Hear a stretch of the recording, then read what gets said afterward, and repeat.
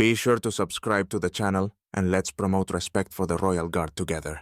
Let the whole world see how many of us there are. And when a tourist brazenly slapped a Royal Guardsman across the face, no one expected her actions to result in such humiliation. The officer's reaction stunned everyone. The London Square in front of Buckingham Palace buzzed with its usual energy on this sunny day. Tourists from all over the world had gathered by the metal barriers, capturing every moment of the changing of the guard as if it were their last chance to witness a piece of British history. People smiled, quietly chatted, and children tried to mimic the guard's posture, standing on their tiptoes. Amid this sea of admiration and respect, one figure stood out, someone capable of turning a moment of pride into a circus spectacle. Her name was Mary, an American tourist in her mid-40s, with an obnoxiously loud voice and manners that screamed, "I'm the Queen here!" She wore a garish orange dress that seemed to compete with the sun for brightness. In one hand, she held a massive cup of soda, the kind big enough to drown in sugar, while the other hand flailed about as if conducting an orchestra. Mary had already drawn attention to herself. Her loud laughter and overly boisterous demeanor annoyed those around her, who subtly tried to keep their distance, but Mary seemed to revel in her popularity. Her eyes locked onto the motionless guard standing on duty by the palace, and a mischievous grin spread across her face. A grin that promised trouble. "Come on, can't one of you smile? Or are you all really just wax figures?" she shouted, casting a dismissive glance at the nearest guard. The guard, a tall young man with perfect posture, of course, did not respond. His face remained as impassive as ever, as was expected of a symbol of royal discipline. But Mary apparently had made it her mission to crack that stoic exterior. "Ah, I see. Typical British service, zero personality," she added, taking a massive gulp of her soda. The crowd began murmuring. Some people chuckled nervously while others grumbled in disapproval. A young French couple standing nearby whispered to each other, "Why is she behaving like that? It's so disrespectful." But Mary didn't care. She stepped closer to the barrier, leaning forward so far that it seemed she might topple right over into the guard's space. "Hey, you!"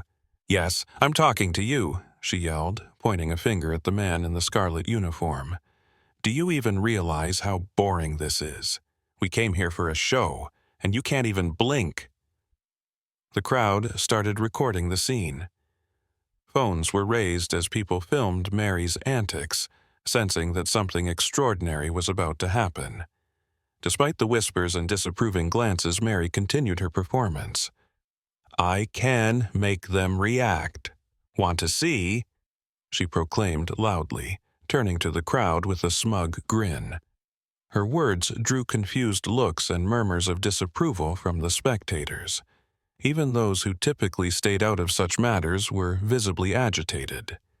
"Who does that? It's disgraceful," muttered a man in his 50s holding a camera. Still, Mary pressed on. She took another step forward, ignoring the warning signs on the barriers that clearly read, "Do not approach. Violations subject to fine." "They won't do anything," she said with disdain, turning to her companion who was clearly trying to stay out of the spotlight. "It's their job. They're here for us." Her companion, a young man, glanced nervously at the crowd and said, "Mary, maybe you should stop. You're really crossing the line." "Oh, relax. I've got this under control." And at that moment, when everyone thought she might finally come to her senses, Mary loudly declared, "Watch this. I'll make him move."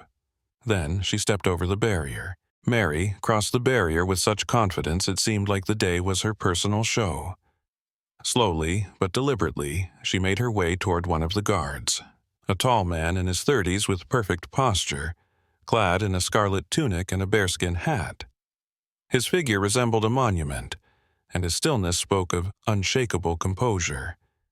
But to Mary he was nothing more than an actor in her impromptu performance.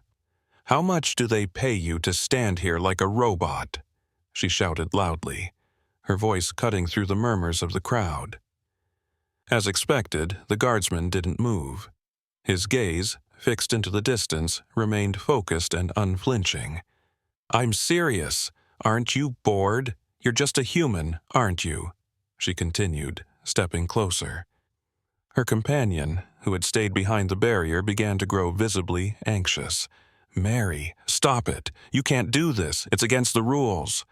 "Oh, come on. They're here for us," she retorted dismissively, not even glancing back at him. The crowd behind the barrier began to murmur. Confusion spread among the onlookers. Some pulled out their phones to capture the scene, while others whispered in disapproval. "Is she out of her mind?" "That's a Royal Guardsman." Mary moved even closer, standing practically face to face with the guardsman. She was now so near that she could see the sunlight glinting off his polished buttons. "What, you won't even blink? Come on, show some reaction," she said, staring directly into his eyes. As expected, the guardsman remained motionless. His face was impassive, like a statue carved from stone. This only made Mary angrier. With dramatic confidence, Mary raised her hand and slapped the guardsman hard across the cheek. The sound of the slap was sharp and loud, echoing across the square like a clap of thunder. Even those standing in the back rows of the crowd heard it clearly. For a moment, everything froze. People, cameras, even the tourists themselves were stunned into silence, unable to believe what they had just witnessed. Then the real spectacle began. "Did she just slap him?" someone in the crowd shouted. "This is unacceptable. Where's security?" yelled a man holding a phone. Phones in the air immediately began recording the moment. Some people filmed with genuine horror, others with curiosity about how the scene would unfold next. The crowd behind the barrier erupted with emotion. Some gasped, others shouted condemnation, and many couldn't take their eyes off the unfolding drama. Mary, however, seemed oblivious to it all. She stood before the guardsman, a triumphant smile on her face. "See? I did it," she yelled, glancing back at the crowd. "And he still didn't move." Her face radiated pride, as though she had just proven her strength to the world. But her triumph was short-lived. The guardsman remained in place. His face, despite the force of the slap, stayed as impassive and stoic as ever. Not a single muscle twitched.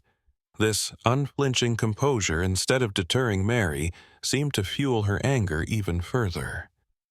She turned back to face him, seemingly preparing to say more. But then everything changed. From the left, a sharp, commanding voice cut through the air. "Madam, stop immediately." The voice was firm, loud, and carried a metallic edge that made everyone who heard it instinctively straighten up. From a nearby area, an officer of the Royal Guard appeared. A tall man in a flawlessly pressed uniform, he moved swiftly and with purpose.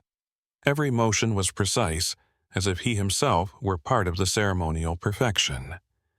The crowd instantly fell silent. Cameras continued recording, but no one spoke. All eyes were on the officer whose presence radiated cold authority. He approached Mary, positioning himself between her and the guardsman like an impenetrable wall. His gaze was so stern that even Mary's self-assurance began to falter. She froze, her smile trembling, and her eyes darted nervously. "Madam, you have just violated royal protocol," he said calmly, but with unmistakable disapproval. His voice was so firm it seemed to carve through the air, forcing Mary to feel the weight of her actions. The crowd held its breath, waiting to see what would happen next. "Please step aside," he added, gesturing with a sharp movement to indicate the direction. Mary, who had seemed so confident in her victory just moments ago, now looked flustered and frightened. The crowd whispered among themselves, commenting on her behavior, while cameras continued to record. Smirks appeared on some spectators' faces. "She had it coming," muttered a man in the front row. Well, she's definitely going to remember this trip, added a woman nearby. Mary glanced at the crowd, as if searching for support, but found only disapproval and disbelief. Her triumph had turned into utter humiliation. She realized she had no choice but to comply. The officer stepped forward, making it clear that any delay would not be tolerated. "We're waiting, madam," he said, his tone unraised yet so firm that Mary knew the game was over. The crowd watched in silence, sensing that this scene would go down in history, not as part of the traditional changing of the guard, but as a lesson in why one should never test the Royal Guards. Mary, suddenly realizing that her actions wouldn't go unpunished, began protesting. "It was just a joke. Nobody got hurt." The officer, ignoring her excuses, signaled to the security staff. Two men in black uniforms approached, firmly taking Mary by the arms and escorting her away from the square. Her cries of injustice faded as the crowd silently watched.